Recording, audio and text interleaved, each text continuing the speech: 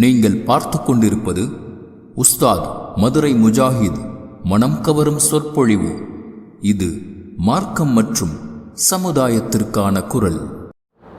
قال الله تعالى في القرآن العليم أعوذ بالله من الشيطان الرجيم بسم الله الرحمن الرحيم يا أيها الذين آمنوا اتقوا الله حق تقاته ولا تموتن إلا وأنتم مسلمون يا أيها الناس اتقوا ربكم الذي خلقكم من نفس واحدة وخلق منها زوجها وبث منهما رجالا كثيرا ونساء واتقوا الله الذي تساءلون به والأرحام إن الله كان عليكم رقيبا ويا أيها الذين آمنوا اتقوا الله وقولوا قولا سديدا يصلح لكم أعمالكم ويغفر لكم ذنوبكم ومن يطع الله ورسوله فقد فاز فوزا عظيما.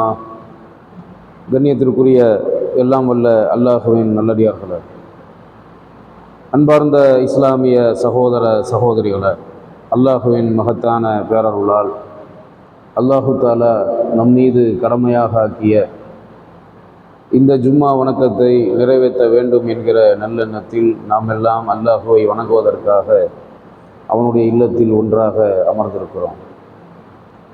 இந்த சிறப்புக்குரிய ஜும்மாவுடைய நாளில் அல்லாஹு தாலா அவன் புறத்திலிருந்து அருளையும் அமைதியையும் ஸலவாத்தையும் சலாமையும் அவனுடைய இறுதி தூதர் நபிகள் நாயகம் ஸல்லல்லாஹு அலைஹி வஸல்லம் அவர்களின் மீதும் அவர்களின் குடும்பத்தார் மீதும் அவர்களின் காலத்தில் வாழ்ந்த சத்திய சஹாபாக்களின் மீதும் அதற்கு பிறகு வந்த தாபீன்கள், தபஉ தாபீன்கள், இமாம்கள், இந்த உலகத்தில் வாழுகிற மூமின்கள், முஸ்லிம்கள் அனைவரின் மீதும் அல்லாஹு தாலா அவனுடைய அருளையும் அவன் புறத்திலிருந்து வரக்கூடிய அமைதியையும் ஏற்படுத்தி தர வேண்டும் என்று பிரார்த்தித்தவனாக என்னுடைய இந்த உரையை ஆரம்பிக்கின்றேன்.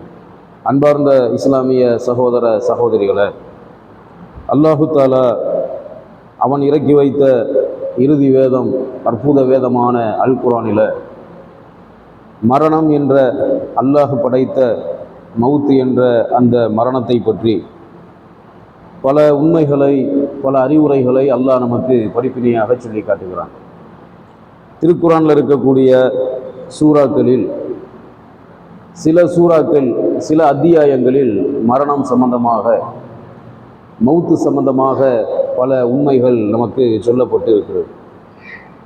அல்லாஹ் தரக்கூடிய மவுத்து பாவிகளுக்கு எவ்வாறு ஏற்படும் என்பதையும், நல்லவர்களுக்கு அல்லாஹ் தரக்கூடிய மவுத்து எவ்வாறு ஏற்படும் என்பதையும் எல்லாம் அல்லாஹ் குர்ஆனில் நமக்கு மிக பெரும் படிப்பினையாக சொல்லி காட்டுகிறான்.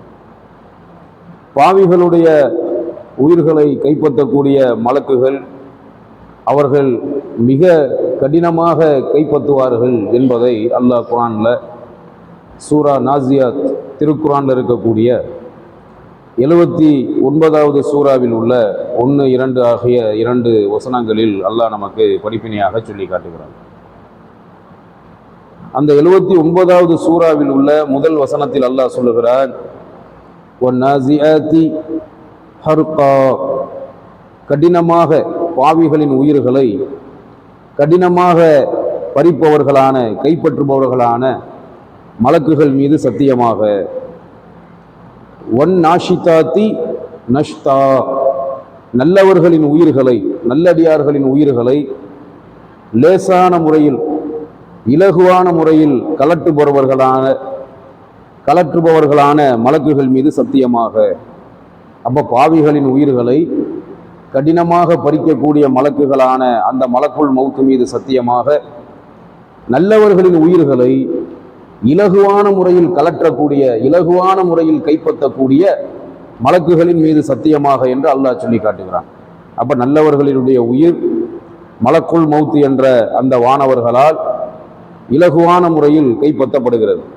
நல்லவர்களின் உயிர் பிரியக்கூடிய நேரத்தில் அவர்களுக்கு எந்த வேதனையும் இல்லாமல், எந்த ஒரு துன்பம், அதாபு இல்லாமல் இலகுவான முறையில் நல்லவர்களுடைய உயிர் அவர்களின் உடலை விட்டு கைப்பற்றப்படுகிறது. பாவிகளுடைய உயிர் எவ்வாறு கைப்பற்றப்படும் என்பதை பற்றி அல்லாஹ் சொல்லும்போது மிக கடினமான முறையில் பாவிகளுடைய உயிர் அவர்களுடைய உடலை விட்டு கைப்பற்றப்படும். அது பாவம் செய்த ஆண்களோ பெண்களோ, ஆண்களாக இருந்தாலும் பெண்களாக இருந்தாலும், அல்லாஹுவால் மன்னிக்கப்படாத, அல்லாஹுவால் குற்றவாளிகள் பாவிகள் என்று தீர்மானிக்கப்பட்ட ஒவ்வொரு பாவியினுடைய உயிரும், ஒவ்வொரு காஃபிரான முஷ்ரிக்கான முனாஃபிக்கான ஒவ்வொரு மனிதரின் உயிரும் மிக கடினமான முறையில், மிக கடுமையான முறையில் கைப்பற்றப்படும் என்று அல்லாஹ் குர்ஆன்ல சொல்லி காட்டுகிறான். அதற்கு ஒரு மிகச்சிறந்த உதாரணத்தை பெருமானார் ஸல்லல்லாஹு அலைஹி வஸல்லம் அவர்கள் நமக்கு படிப்பினையாக சொல்லியிருக்கிறார்கள். அது என்ன உதாரணம் என்று சொன்னால், நல்லவர்களுடைய உயிர் கைப்பற்றப்படுவதற்கு ஒரு உதாரணம் அல்லாஹ்வுடைய நபி அவர்களால் சொல்லப்பட்டிருக்கிறது. தோல் பையில் இருந்து இலகுவான முறையில் தண்ணீர் வெளியேறுவது போன்று அந்த காலத்தில் குடிப்பதற்கு தண்ணீர் தோல் பையில் ஊற்றி வைத்து குடிக்கக்கூடிய ஒரு வழக்கம் இருந்தது. அப்ப தோல் பை ஒன்று வைத்திருப்பார்கள், அதிலே தண்ணீர் ஊற்றி இருப்பார்கள், குடிப்பதற்கு அதை பயன்படுத்தி கொண்டு இருப்பார்கள். தோல் பையில் தண்ணீர் ஊற்றி வைத்து குடிக்கக்கூடிய ஒரு வழக்கம். அப்படி தோல் பையில் இருக்கக்கூடிய தண்ணீர் நம்ம காலத்தில் எடுத்துக்கொண்டால் வாட்டர் பாட்டில் இருக்கக்கூடிய அந்த வாட்டர் கேன்ல இருக்கக்கூடிய தண்ணீர், அதை கவுத்தினால் எப்படி இலகுவாக அதிலிருந்து தண்ணீர் வெளியேறுமோ, கடினம் இல்லாமல் இலகுவாக அடைக்காமல் எப்படி வெளியேறுமோ, அதுபோன்று நல்லவர்களுடைய உயிர் தோல் பையிலிருந்து தண்ணீர் வெளியேறுவது போன்று இலகுவான முறையில் வெளியேறும். அப்பொழுது அவர்களுக்கு வேதனை ஏற்படாது, எந்த துன்பமும் ஏற்படாது. ஆறுதலான, சந்தோஷப்படும் விதமான நற்செய்தியை சொல்லித்தான் மலக்குல் மௌத் என்ற அந்த வானவர்கள் நல்லவர்களினுடைய உயிர்களை கைப்பற்றுவார்கள் என்று பெருமானார் ஸல்லல்லாஹு அலைஹி வஸல்லம் அவர்கள் சொன்னார்கள். அந்த நல்லவர்களின் கண்களுக்கு மலக்குல் மௌத் என்ற அந்த வானவர்கள் எப்படிப்பட்ட ஒரு தோற்றத்தில் வருவார்கள் என்று சொன்னால், மிக கண்ணியமான, அழகான, பார்ப்பதற்கு விரும்புகிற மாதிரி ஒரு அழகான தோற்றத்தில் நல்லவர்களினுடைய கண்களுக்கு மலக்குல் மௌத் என்ற அந்த வானவர்கள் காட்சி தருவார்கள். அப்ப மிக அற்புதமான அழகான தோற்றத்தில் வந்து அந்த நேரத்தில் ஆறுதல் சொல்லி, நற்செய்தி சொல்லி, அவர்களினுடைய உயிர்களை தோல் பையிலிருந்து தண்ணீரை வெளியேற்றுவது போன்று எந்த வேதனையும் அதாபும் இல்லாமல் இலகுவான முறையில் வெளியேற்றுவார்கள். இது நல்லவர்களுக்கு அல்லாஹ் தரக்கூடிய சிறப்பு. அந்த நல்லவர்களினுடைய உயிர்களுக்கு அல்லாஹ் நறுமணத்தை தருகிறான் என்று நபி அவர்கள் சொன்னார்கள். வானத்திற்கு எடுத்து செல்லப்படும் போது நல்லவர்களினுடைய உயிர்களில ஒரு அற்புதமான நறுமணம் கமழ்ந்து கொண்டிருக்கும் என்று நபி அவர்கள் சொன்னார்கள். பிறகு அல்லாஹ்வுடைய கட்டளைக்கு இணங்க நல்லவர்களினுடைய உயிர் இல்லியூனிலே சேர்க்கப்பட்டு விடுகிறது. அவர்களின் செயல்களும் அவர்களின் அமல்களும் உயிர்களும் இல்லியூனிலே சேர்க்கப்பட்டு விடுகிறது என்று பெருமானார் ஸல்லல்லாஹு அலைஹி வஸல்லம் சொன்னார்கள். பாவிகளுடைய உயிரை கைப்பற்றும் போது அந்த பாவிகளுக்கு ஏற்படக்கூடிய வேதனை, பாவிகளுக்கு அல்லாஹ் தரக்கூடிய ஒரு அதாபு எப்படி இருக்கும் என்று சொன்னார். பெருமானார் ஸல்லல்லாஹு அலைஹி வஸல்லம் அவர்கள் அதற்கு ஒரு சிறந்த உதாரணத்தை சொன்னார்கள்.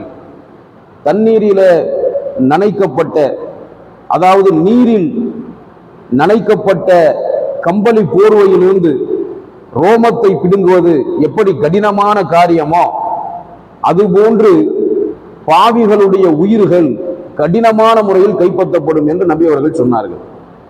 நம்ம காலத்தில் கம்பளி போர்வை என்று சொன்னால் அது நூல்ல, பஞ்சு போன்ற பொருட்கள்ல தயாரிக்கப்பட்டதாக இருக்கிறது. நூல் மாதிரி உள்ள பொருட்கள்ல தயாரிக்கப்பட்டது நம்ம காலத்தில் உள்ள கம்பளி போர்வைகள்.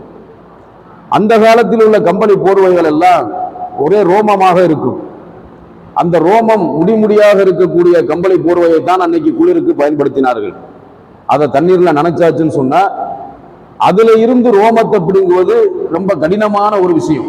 பலத்தை பயன்படுத்தித்தான் அதுல உள்ள ரோமத்தை பிடுங்க வேண்டும். அப்படி பாவிகளுடைய உயிர்களை மலக்குகள் பிடுங்குவார்கள் என்று நபி அவர்கள் சொன்னார்கள். அந்த பாவிகளின் கண்களுக்கு எப்படி காட்சி தருவார்கள் என்று சொன்னால், ஒரு கொடூரமான, பார்ப்பதற்கே பயம் ஏற்படுவது போன்று பயங்கரமான கொடூரமான தோற்றத்தில் வருவார்கள். அந்த மலக்குல் மௌத்துடைய கொடூரமான தோற்றத்தை பார்க்கும் போது இந்த குற்றவாளிகளுக்கு பெரும் மனக்கவலையும் பயமும் வேதனையும் ஏற்படும்.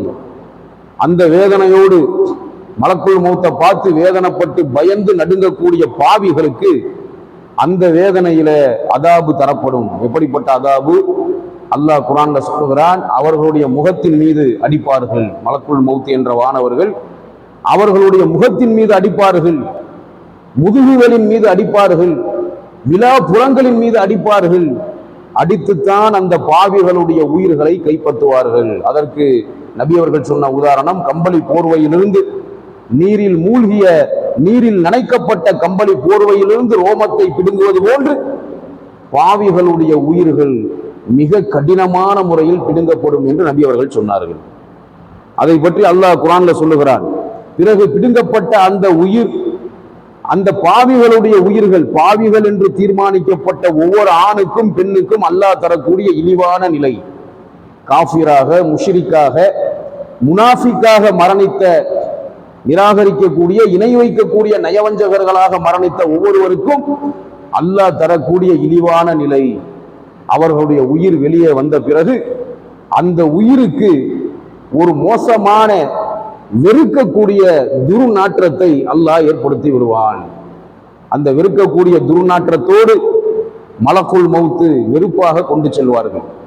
நல்லவர்களினுடைய உயிரை எதிலே எடுத்து செல்வார்கள் தெரியுமா? நபியவர்கள் சொன்னார்கள், நல்லவர்களினுடைய உயிர்கள் சொர்க்கத்திலிருந்து கொண்டு வரப்பட்ட பட்டு துணியில் வைத்து நல்லவர்களினுடைய உயிர் எடுத்து செல்லப்படும்.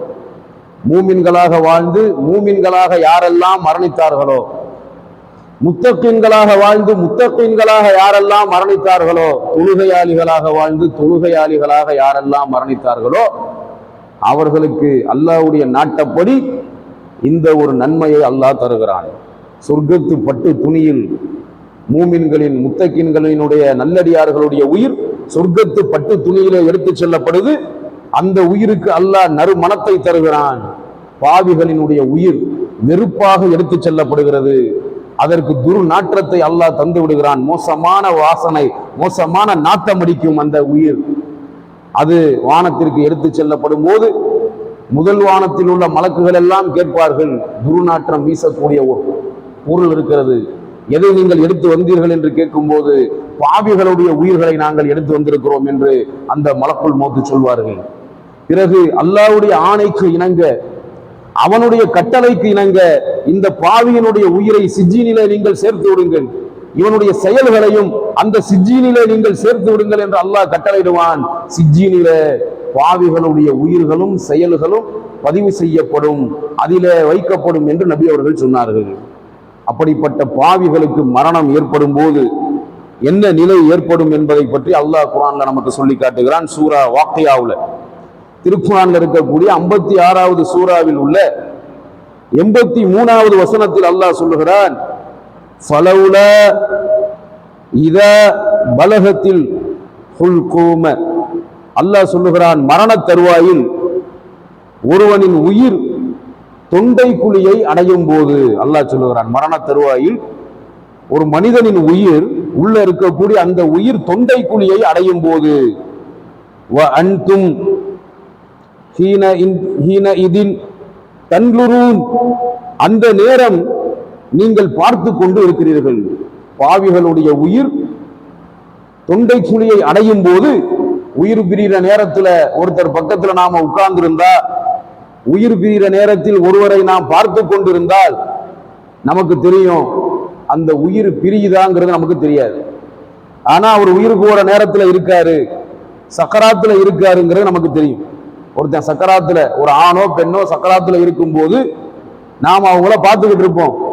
அப்பதான் அல்லாஹ் சொல்றான், அதை நீங்கள் பார்த்து கொண்டுதான் இருக்கிறீர்கள்.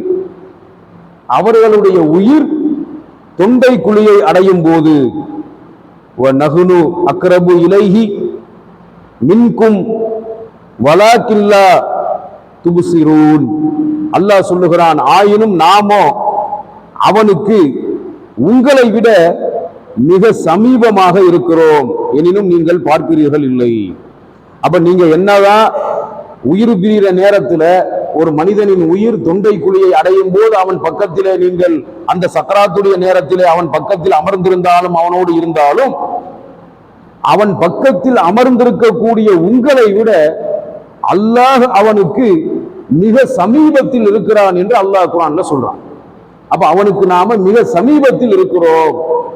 அவனுக்கு அல்லாஹ் தரக்கூடிய வேதனையும் துன்பமும், பாவி என்று முடிவு செய்யப்பட்ட ஒவ்வொரு மனிதனுக்கும் அல்லாஹ் தரக்கூடிய வேதனை, உயிர் பிரிய நேரத்தில் அல்லாஹ் தரக்கூடிய துன்பம், அல்லாஹ் தரக்கூடிய அதாபு மிக கடுமையானது என்பதை அல்லாஹ் தன்னுடைய வேதமான அல் குர்ஆன்ல நமக்கு படிப்பினையாக சொல்லி காட்டுறான்.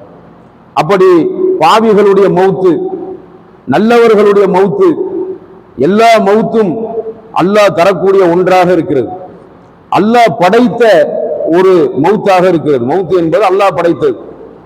அல்லாஹ் படைத்த மௌத்துல, அல்லாஹ் படைத்த மரணத்துல சிறந்த மரணம் எது என்று கேட்டால், அல்லாஹ் விரும்பக்கூடிய ஒரு மரணம், சிறந்த மரணம்.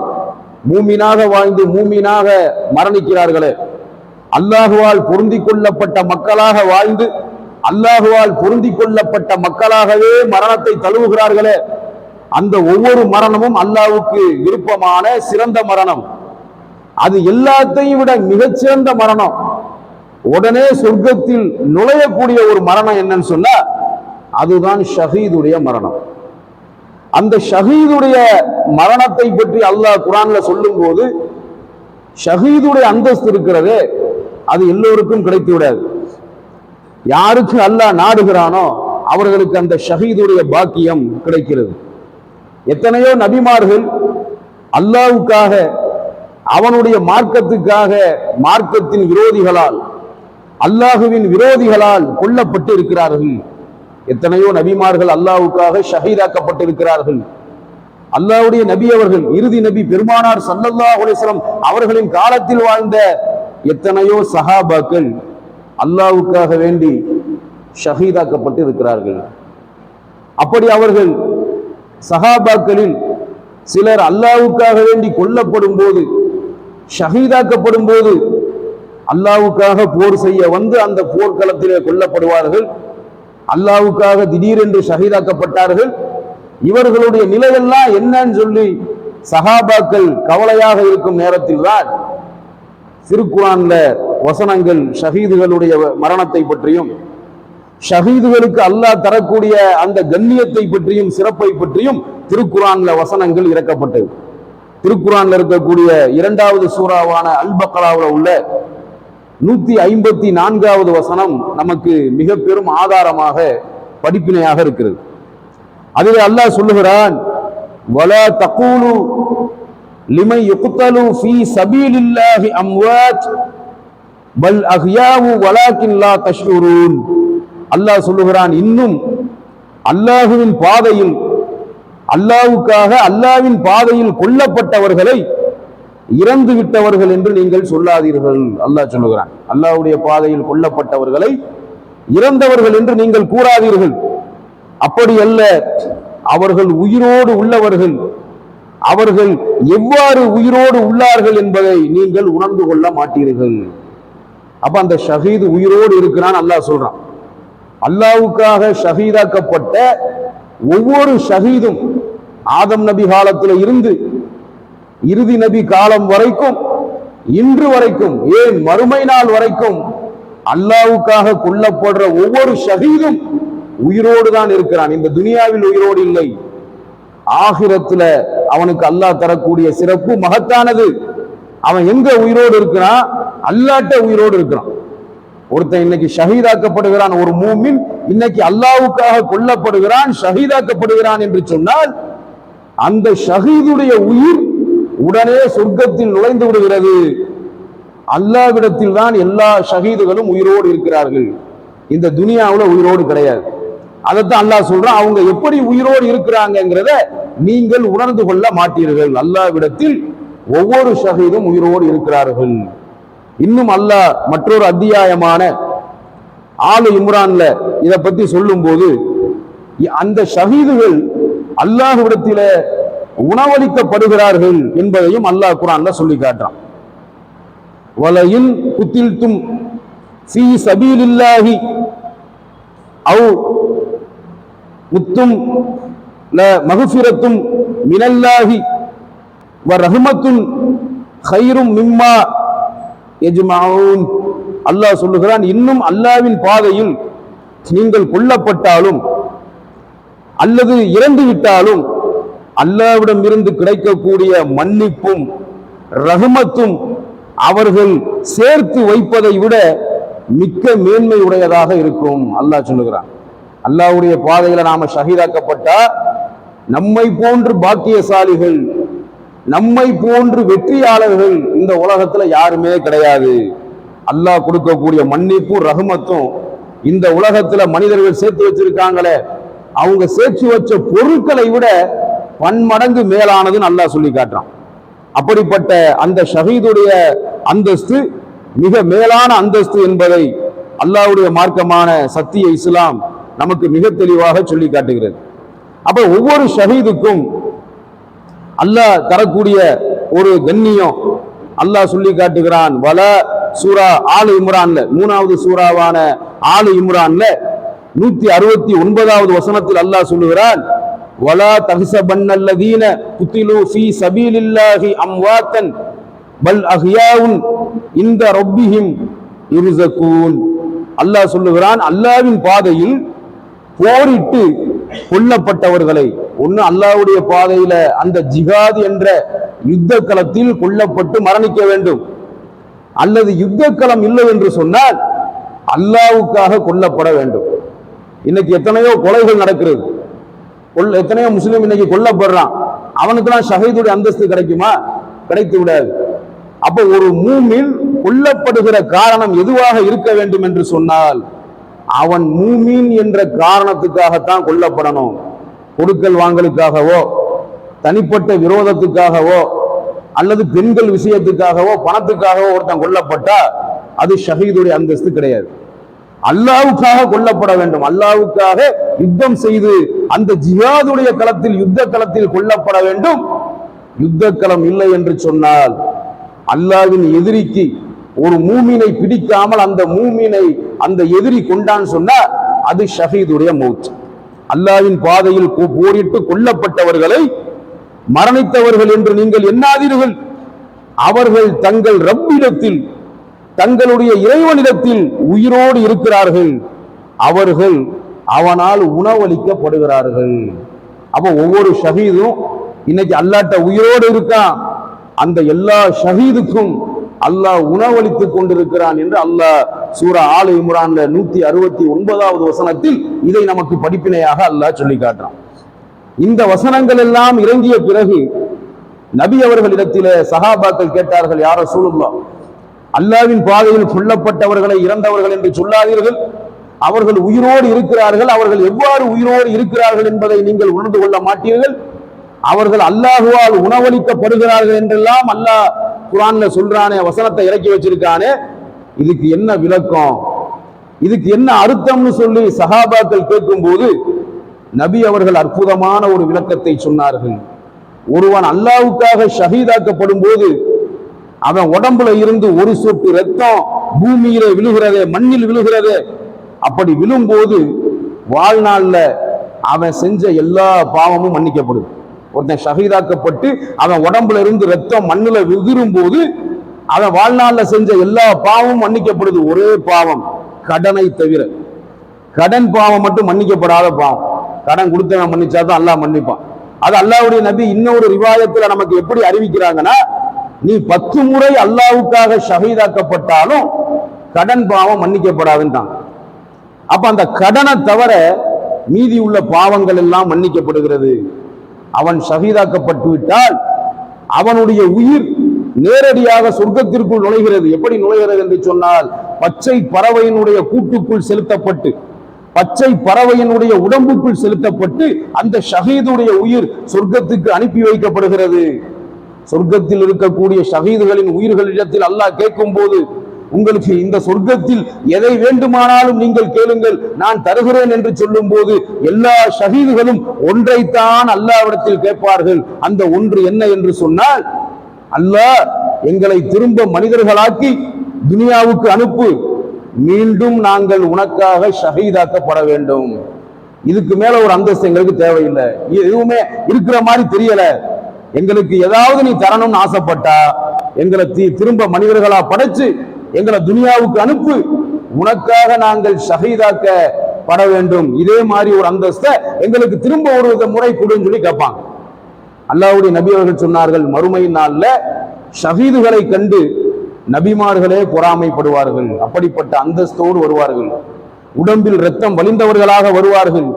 அவர்களின் ரத்தத்திலே ஒரு தவறான துர்வாடை ஏற்படாது. கஸ்தூரி வாடையை விட மேலான வாடை ஷஹீதுகளின் உடலில் வலியக்கூடிய ரத்தத்தில் இருக்கும். அவர்கள் தனி அடையாளத்தோடு வந்து ஒரு ஷஹீதுக்கு 70 நபர்களுக்காக வேண்டி அல்லாஹ்விடத்தில பரிந்துரை செய்யக்கூடிய, சிபாரிசு செய்யக்கூடிய ஒரு தகுதி ஷஹீதுக்கு கொடுக்கப்படும் என்று நபி அவர்கள் சொன்னார்கள். அப்படிப்பட்ட ஷஹீதுடைய அந்தஸ்தை தான் சஹாபாக்கள் விரும்பினார்கள். முன் சென்ற காலத்தில் வாழ்ந்த நபிமார்கள் விரும்பினார்கள். அந்த நபிமார்களின் காலத்தில் வாழ்ந்த மூமின்கள் விரும்பினார்கள். அப்ப அந்த ஷஹீதுடைய மௌத் என்பது மிக மேலான மௌத்து. அந்த மௌத்தை விரும்புவதும் அந்த மௌத்துக்காக வேண்டி அல்லாஹ்விடத்தில மிக பெரும் தரஜாத் தகுதி தராதரம் ஷஹீதுக்கு கிடைப்பதும் ஒரு மகத்தான நியமத் என்பதை நாம் புரிந்து கொண்டு நாம் இந்த உலகத்தில் வாழுகிற பொழுது அல்லாஹ்விடத்தில் கையேந்த வேண்டும், துஆ செய்ய வேண்டும். இறைவா, எங்களை உண்மையான மூமின்களாக வாழ வைத்து உண்மையான மூமின்களாக மௌத்தாக்கு, உன்னால் பொருந்தி கொள்ளப்பட்ட நல்லடியார்களாக எங்களை வாழ வைத்து நல்லடியார்களாக எங்களை மௌத்தாக்கு என்று நாம் அல்லாஹ்விடத்திலே துஆ செய்ய கடமைப்பட்டிருக்கிறோம். அப்படி உண்மையான மூமின்களாக நம் எல்லோரையும் அல்லாஹ் ரப்புல் ஆலமீன் வாழ வைத்து உண்மையான மூமின்களாக மரணிக்கக்கூடிய, அவனால் பொருந்தி கொள்ளப்பட்ட நல்ல அடியார்களாக மரணிக்கக்கூடிய ஒரு பாக்கியத்தை நம் எல்லோருக்கும் அல்லாஹ் தந்தருள வேண்டும் என்று பிரார்த்தித்தவனாக என்னுடைய முதல் உரையை முடித்துக் கொள்கிறேன். வாஹிரு தாவானா அனில் ஹம்துலில்லாஹி ரப்பில் ஆலமீன்.